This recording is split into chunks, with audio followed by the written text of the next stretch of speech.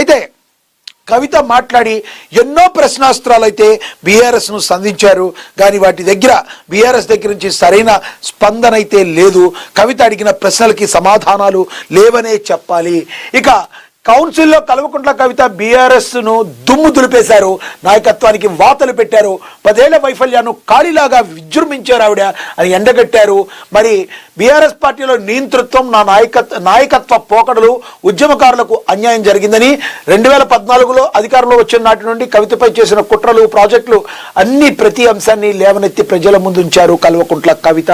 Note this point. మరి ఈ రోజున కాదు, గతం నుంచి బీఆర్ఎస్లో ఏం జరిగింది, అక్కడున్న నియంతృత్వ పోకడల గురించి మరి పూసగుచ్చినట్టు చెప్పే ప్రయత్నం అయితే చేశారు. అన్ని ప్రతి అంశాన్ని లేవనెత్తి ముందుంచారు ప్రజల ముందు.